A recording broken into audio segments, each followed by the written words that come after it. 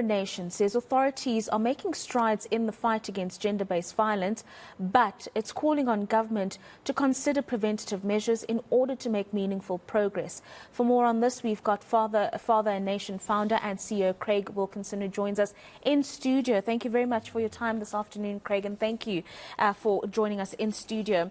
Let's start with the example that was used by the President during the SONA, and that has kind of gotten people talking over the last few days at Dinswalo and the life that has been afforded to Dinswalo since the dawn of democracy.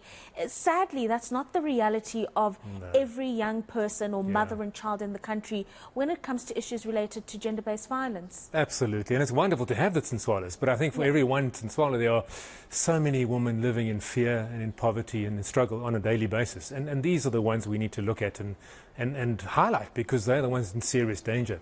Yeah, we also got the crime statistics, and Minister Bheki Cele did lament while he was delivering these that there is a lot of work that's been done by his department and the boots on the ground, but it's still a pretty scary picture. As Father a Nation, what were some of your key highlights, and really what are you calling on government to do in this regard? Well, you know, we need to stop it before it happens. You know, gender-based violence, we're looking at, you know, there's a slight reduction, 1.7%. It's minute, isn't it? And it's coming off such an incredibly high base. I mean, last year the statistics were, I think, 43,000 reported rapes, and the tragedy in South Africa is only 1 in 9, this is what is said, is actually reported, which means that over 380,000 women were raped last year, and that excludes other forms of assault as well, you know, grievous bodily harm, verbal assault, physical assault, domestic abuse. So it's a genuine crisis. Now, policing is excellent. We need to do that, and of course we need to improve that. Prosecutions have to happen. We need victim support, absolutely crucial. But ultimately, we don't want victims, do we? You know, ultimately, we need to say, well, what's causing this?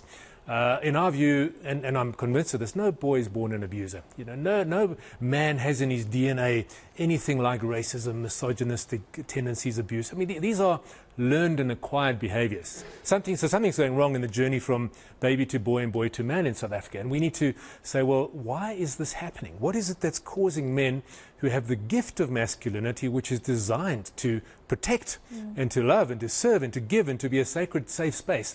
What's going wrong? You know, it's not in the DNA of man. And so unless we really focus on how we're raising boys and how we're teaching men and how we're holding men accountable so that we prevent it from happening in the first place, no matter how well we police it, it's not going to stop. Because, you know, this kind of broken, toxic, abusive masculinity creeps into the police force itself, doesn't it?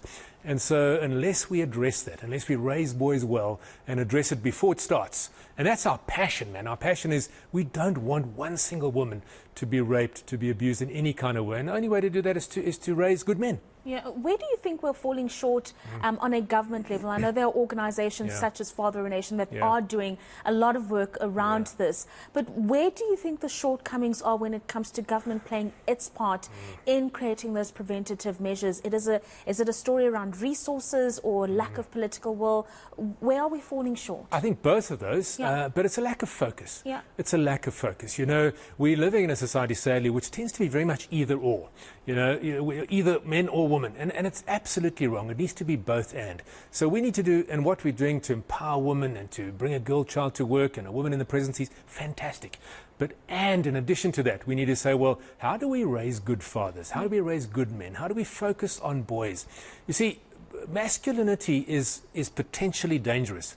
It's like a motor vehicle, isn't it? A motor vehicle is a great gift. It gets us from A to B, but it's also dangerous. If it's driven incorrectly, it causes mayhem. And tens of thousands of people die on the roads every day or every year because people drive badly. Now you need men to teach boys how to drive the vehicle of masculinity.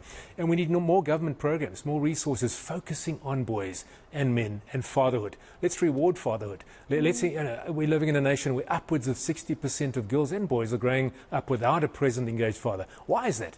Unemployment plays a massive role. The courts play a role. But I think we need to have a very, very strong political will and focus on raising good men, rewarding good fatherhood, just as we reward motherhood. You know, I mean, these things, boys and girls need both men and women in the household. You know, as the proverb goes, it takes a village to raise a child. We need men and women raising boys and girls And we need to do whatever it takes to make that happen. Yeah, I'm glad you bring up the adage or the saying, it takes a village, because I was going to ask you about the importance of the community in which boys are in. Crucial. And that mindset of that community and the stereotypes that would need to be broken down so that a boy allows himself to be vulnerable enough to learn how to drive the masculinity vehicle. Absolutely. You know, I mean, I often say to men, men need two faces. Yeah. Not that they need to be two-faced. That's not it. Yeah. But the one is the warrior face. You know, that's the man up, take it on the chin, don't cry, go.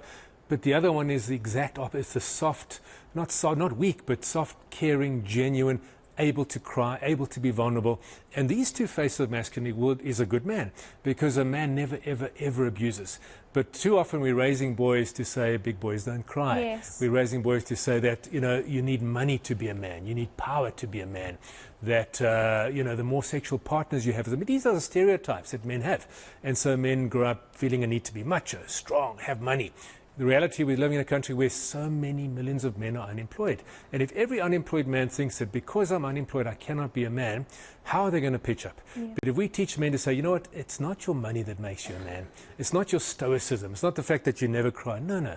What makes you a man is how you pitch up to love, support, care for, nurture the woman, the children, the other men in your society. And so society plays a massive role. And the messages that society gives to young boys plays a massive role. I don't think, in fact, I don't believe we need to reinvent masculinity. We need to rediscover it.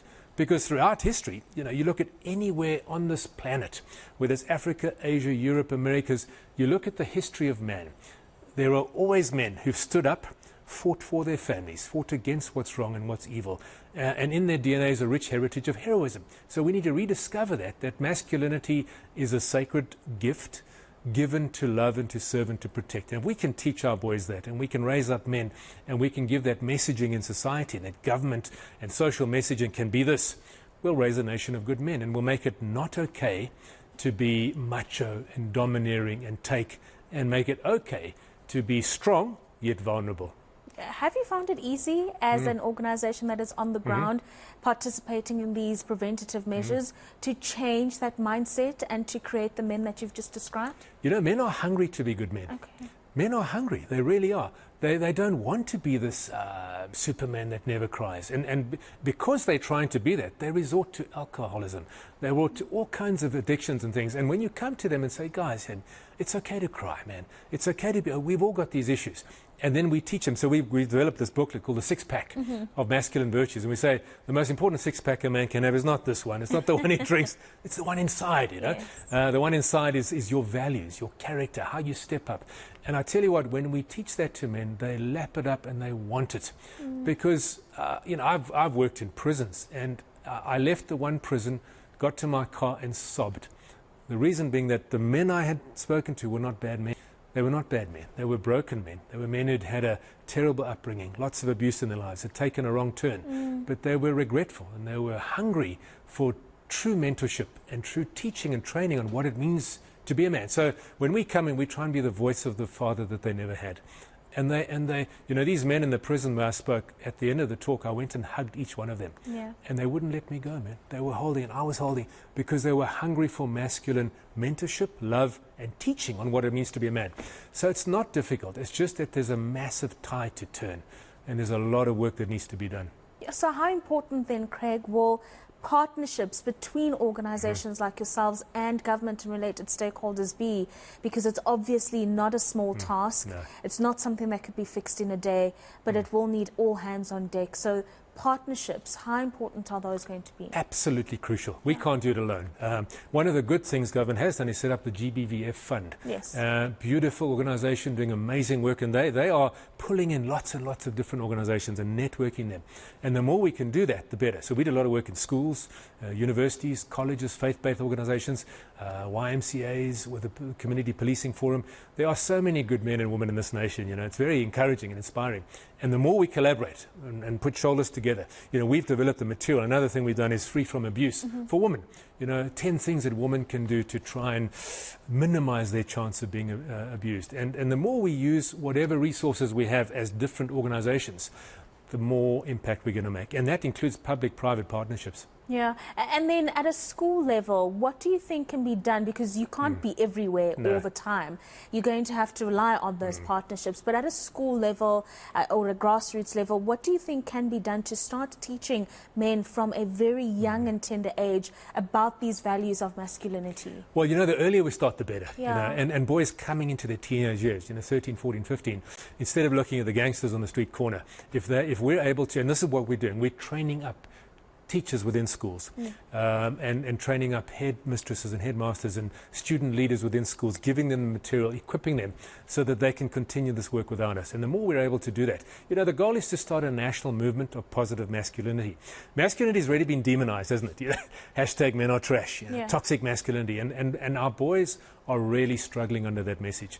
I do a lot of work in schools, and so do many of our mentors do a lot of work in schools. And as soon as you say to boys, you know, in your DNA is a rich heritage of heroism, they come alive, you know, okay, we want to hear this. You know, we're saying you're not toxic, you're not bad, you're actually very good, but you've got a choice now to be a good man or a man that's destructive. And they want to be good men, but they just don't know how to. So we are working extensively in schools and have started chatting to the Department of Education to bring this kind of messaging into schools that can create a movement of positive, healthy masculinity.